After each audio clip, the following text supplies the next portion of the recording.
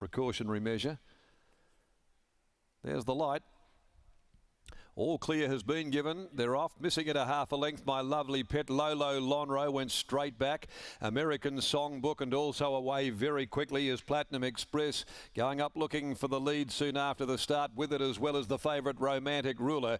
So now Platinum Express, with the rider looking down to the near side, crosses over, leads the way from the favourite Romantic Ruler. Going forward, Elusive Pro, who'll sit up outside of the pace.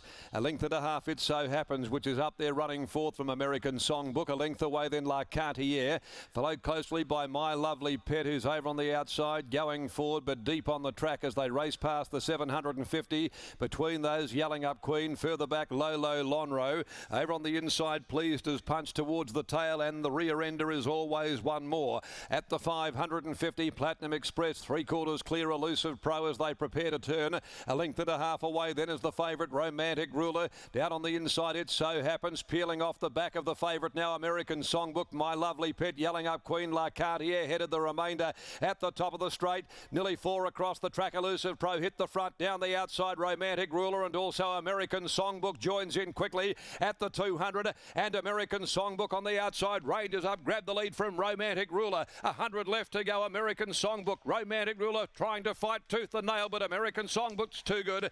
Flying home is Always One More down the outside. It's American Songbook though from on the inside, Romantic Ruler. A real black booker. First up is Always One More. That's a big run on return from the back of the field. Right behind them, Lolo Lonro as well. And not far behind them in that group, Pleased as Punch. Followed further back, then It So Happens. They were followed by La Cartier, Yelling Up Queen, Elusive Pro, My Lovely Pet, and cracking to run last, the newcomer Platinum Express.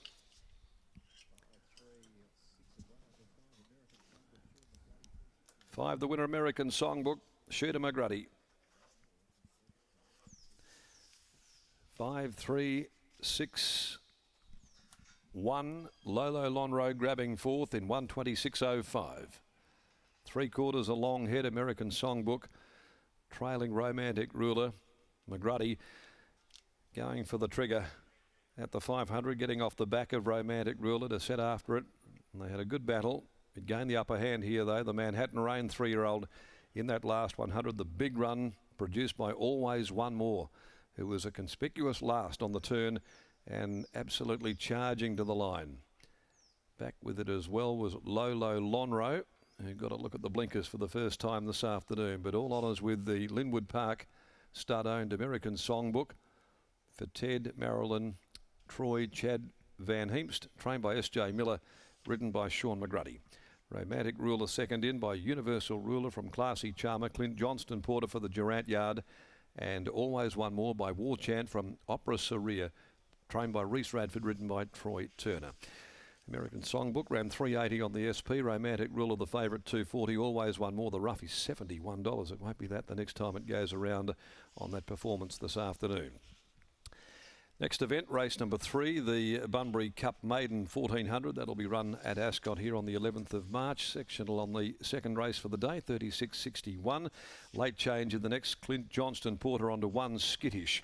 Number 1 is now CJP, and take out 13 Cable Girl. Alterations to the third at 19 after 2. As we head down now and join Britt, who's in the yard with winning trainer S.J. Miller after the second up appearance in this campaign of American Songbook. Indeed, I have S with me now, and SJ, only the third career start for this gelding. Nice to see him be able to break maiden status today. Tell us a bit more about him. Yeah, he's a nice type of horse. He pretty raw and new to everything, but he's always shown me something there, and a couple of his trials have been really good. First up, he was pretty plain, and his work before it wasn't too bad, and his work after it's been good, you know. So, yeah, hopefully the penny will drop. I think he's probably a prep away, you know. Where did you see that improvement from then in that first up run that you call pretty plain to be able to come out today and win at 1400? I was working in with a couple of maidens, and Shooter sort of said after the race, you know, working with something better, and that might switch him on a bit, and it really has.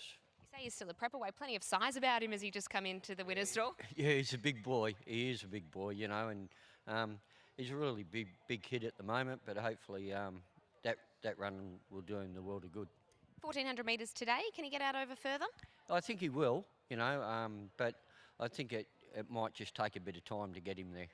Well done on the win. Thanks very much. There is Stephen Miller. Let's get over to Sean McGrady. Well, Sean McGrady and I were just having a chat off air, Shooter, and I think you've summed it up perfectly there. About after 100 metres, you could have led, or you could have settled about fifth in running. Yeah, that's where I ended up. I didn't want to lead. I wanted to be 1-1, and Portsy come across, and then so did everyone else. It was a bit messy early. And that race today, when you put him under the whip, it seemed as though it was almost before straightening, just to make sure that he was trying to make a run at them. Yeah, look, he really didn't know what he was doing last start. He drew wide, and we had to do a bit of work to get in one off, and then when we did, they steadied up too much, and he didn't like that, so got him going, but he actually didn't know how to go. So I said that to SJ, he just didn't know how to quicken up off the bridle or go through his gears, but he was certainly a different horse today. Now, we talk about his half-brother, Upguard Loki, obviously has a bit of a staying type. Could he get out over further? Would that maybe be what he's looking for? Oh, definitely, yeah, but you know, you've got to start somewhere, and SJ will build towards that, I'm sure. And what about later on? Katona wasn't a bad run first up. Yeah, he was pretty fat, 12 months between runs and hadn't had a trial, so I expect sharp improvement today, but I couldn't say that he'd be fit enough to win just yet. Congratulations, well done. Thank you. There is Sean McGrady and Stephen Miller. They combine with American Songbook, taking out race number 2. To hide, but I can have you and to you.